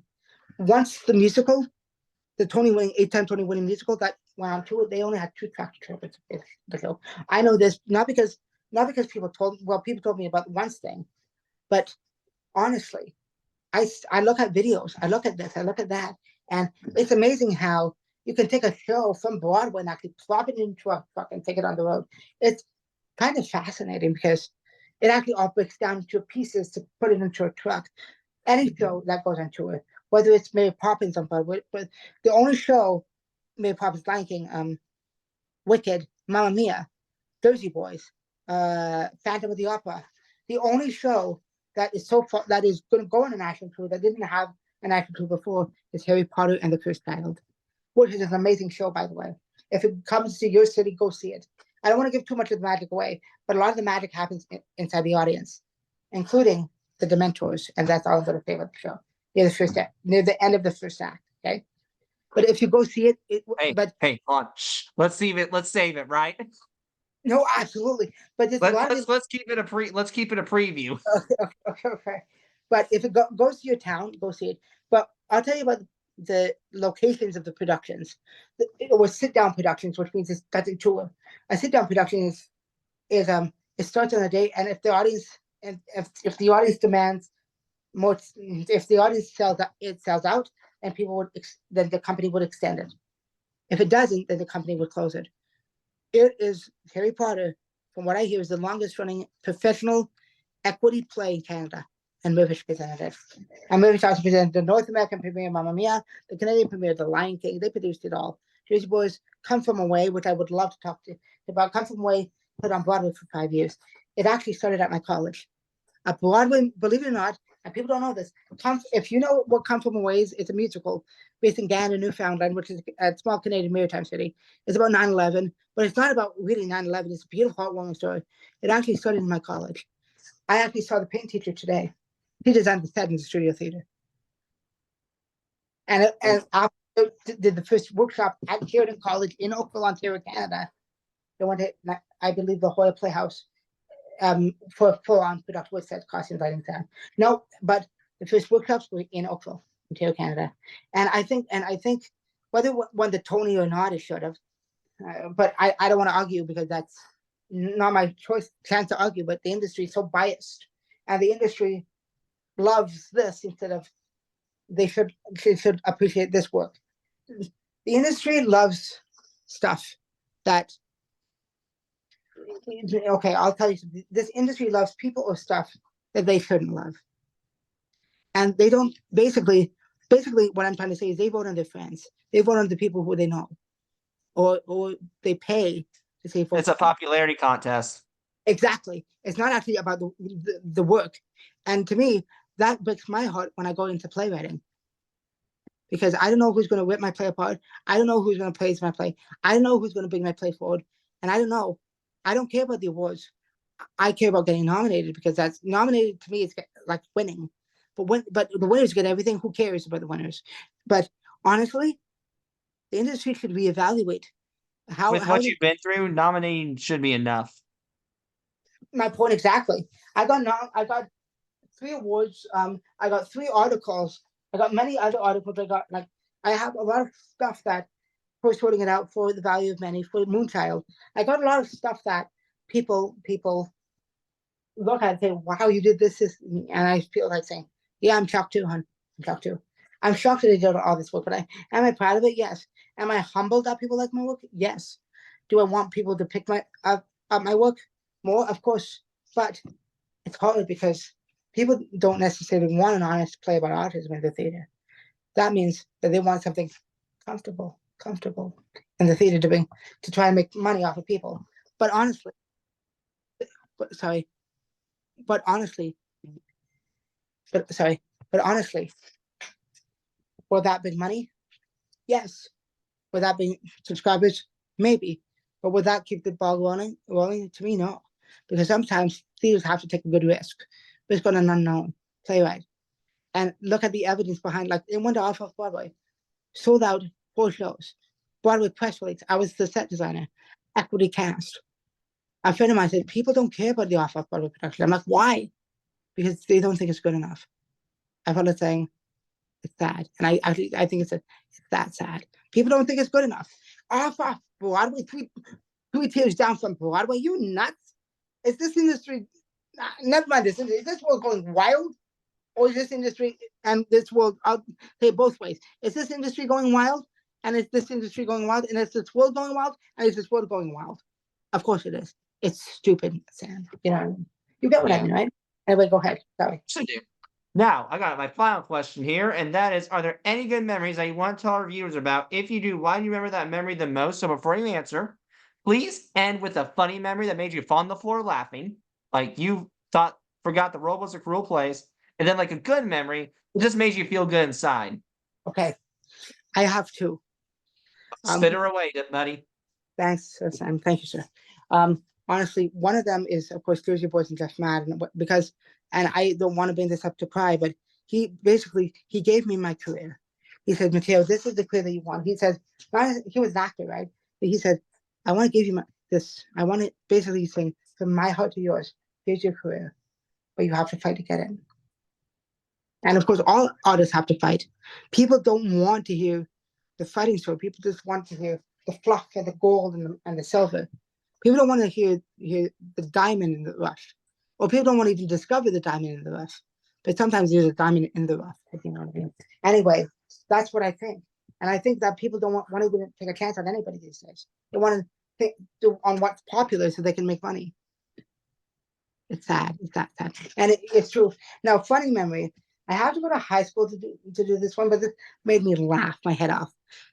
It's because one of the life skill special ed students we were walking outside on the trail, and I have to, honestly, it makes me so laugh, and I hope you guys get, like, this is how innocent we kind of are as a special needs breed, if you know what I mean. Anyway, so I'll tell you one of the biggest things, and then I'll actually share with you 2 more things after this quickly. But I'll tell you this story quickly. But honestly, so we were walking on the trail, and one of the teachers said, "Oh, look, there's acorns." One of the special needs who didn't even realize he was saying it was, "What a mess!" And I laughed my friggin' head off. Like, I'll tell you again. Look at those acorns, honey. what a mess.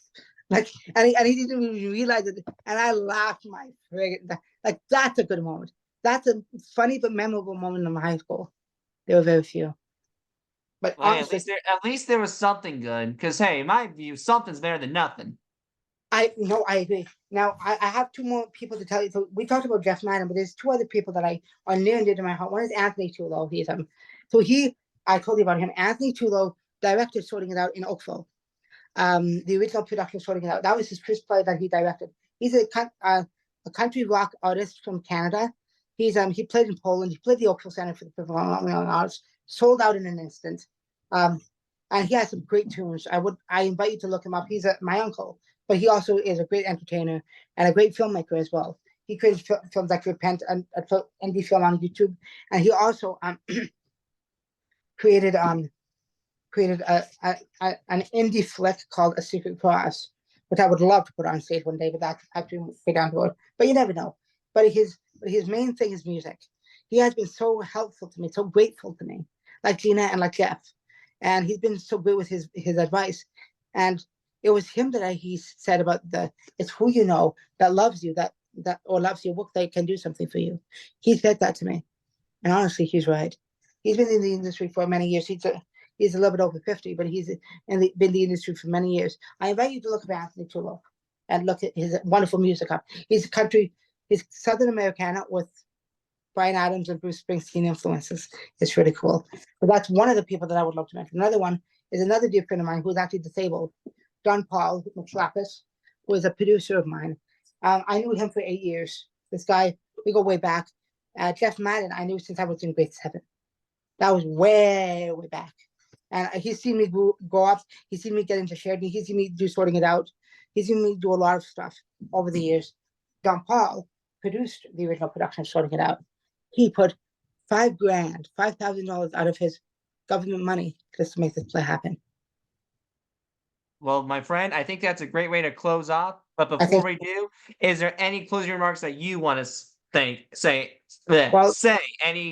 Any words of advice, words of wisdom? You got the floor, buddy. Thank you, Sam. Like I said before, like, work hard, never give up, and have confidence. That's the three things that aside from this society crap that society throws a curveball at you, take it for what it is. It's a curveball. It's not going to hit you in the face right smack dead center. It curves. If you dodge it the right way, you might pass the obstacle. If you get what I mean, that's one of the things. And so that's one of the biggest things that I can say to young people, and also to people who want to achieve a dream, whether you have autism or not. Another one for our neurotypical folks out there: listen to us. Listen to what we have to say. Don't listen to our parents, because our parents know who we are. They know us. But do they have autism, or do they deal with us with autism, right? They deal with us. Like my mother and my father deal with us, or deal with me as an autistic person, right? But they don't know what's going on to my brain 24/7. Listen to us and try and get to know us and understand us. Because in my opinion, the more you understand, the more you can keep it in the back of the brain, because you'll never, and I'll end it on a good note, because you'll never know when you hear the words, "I'm autistic." Thank you. You're welcome. Thank you, my friend. Have a good night. Thank you.